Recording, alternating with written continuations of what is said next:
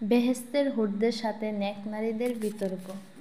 বেহেশতের হুরদের সাথে ইমানদার নারীদের বিতর্ক হবে। বেহেশতের হুর বলবে, আমরা তো এক শাশ্বত সৃষ্টি, আমাদের কখনো মৃত্যু আসেনি, আমরা অবিনশ্বর সৃষ্টি, জীবনে কখনো বার্ধক্য দেখিনি, জীবনে কখনো বিশ্বাসঘাতকতা করিনি, অথচ এসব বিষয় দুনিয়াতে রয়েছে। এসব ত্রুটি যেমন পুরুষের মধ্যে রয়েছে, তেমনই রয়েছে নারীদের মধ্যেও। এই পৃথিবীতে আমরা জন্মগ্রহণ করি, আবার মৃত্যুবরণ করি। আমরা এভাবে যৌবন লাভ করি, আবার বার্ধক্যে উপনীত হই। আমরা এখানে ঘনিষ্ঠ হই, আবার ছেড়ে যাই, বিশ্বাসের সাথে বিশ্বাসঘাতকতাও করি।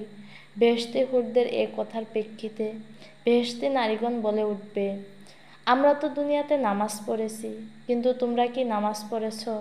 আমরা দুনিয়াতে রোজা রেখেছি, তোমরা কি রোজা রেখেছ? আমরা পৃথিবীতে আল্লাহর নামে সম্পদ বিসর্জন দিয়েছি, তোমরা কি সম্পদ বিসর্জন দিয়েছ? হযরত আয়েশা সিদ্দিকা রাদিয়াল্লাহু তাআলা আনহা বলেন, এই বিতর্কে পৃথিবীর নারীগণ বেহেশতি হুরদেরকে পরাজিত করবে। আর আমি বলি, এই নারী শুধু বেহেশতে গিয়ে যে বিতর্কে হুরদেরকে পরাজিত করবে, শুধু তাই নয়, সে বেহেশতে যেমন জয়ী হবে, জয়ী এই পৃথিবীতেও। সে জয়ী ইমানে, তাকওয়ায়, তাওয়াক্কুলে, চরিত্রের পবিত্রতায়।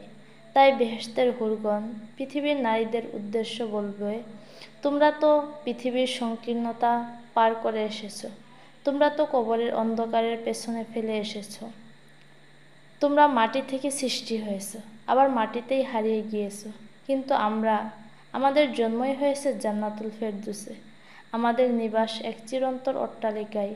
পক্ষান্তরে তোমাদের জন্ম হয়েছে মাটি থেকে, তারপর আবার কবরে এসে মিশে গেছো সেই মাটিতেই, সেখানে দীর্ঘকাল কাটিয়েছ ভয়ানক অন্ধকারে। উত্তরে জান্নাতি নারীগণ বলবে, এতে সন্দেহ নেই, আমরা মৃত্যুবরণ করেছি, তবে সেই মৃত্যু দান করেছেন আল্লাহ, তাই আমরা আল্লাহ তাআলার শুকরিয়া আদায় করি, তারই প্রশংসা করি। কিন্তু তোমরা একটি কথার জবাব দাও, আমরা কি সেই আদমের সন্তান নই, যে আদমকে সমগ্র ফেরেশতারা সিজদা করেছিলেন, আর সেই দৃশ্য আল্লাহ তাআলাও দেখেছেন। বেহেশতি নারী আরও বলবে, রাত যখন ছিল অন্ধকারে আচ্ছন্ন, আকাশের তারাগুলো যখন অন্ধকারে মিলিয়ে যেত, তখন আমরা অজু করে জায়নামাজে দাঁড়াতাম, আল্লাহর দরবারে সিজদা করতাম, আমাদের চোখ দিয়ে দর দর করে অশ্রু পড়ত। বলো, তোমরা সেই রাতের গভীরে, সাদের ঘুম ছেড়ে ওঠার রাতের গভীরে দাঁড়িয়ে নফল নামাজ পড়ার স্বাদ কোথায় পাবে? সন্দেহ নেই, বেহেশতের ফলও স্বাদ আছে, কিন্তু রাতের গভীরে উঠে আল্লাহকে ডাকার, আল্লাহর সামনে অশ্রু বিসর্জন দেওয়ার যে স্বাদ, সে স্বাদ তুমি বেহেশতের ফলে কোথায় পাবে? সে স্বাদ তো তোমরা পাওনি, পেয়েছি আমরা।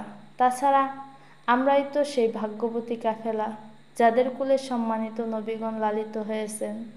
আমরাই সেই ভাগ্যবতী জাতি, যারা সর্বশ্রেষ্ঠ সৃষ্টি হযরত মুহাম্মদ সাল্লাল্লাহু আলাইহি ওয়াসাল্লামের উম্মত হওয়ার সৌভাগ্য লাভ করেছি।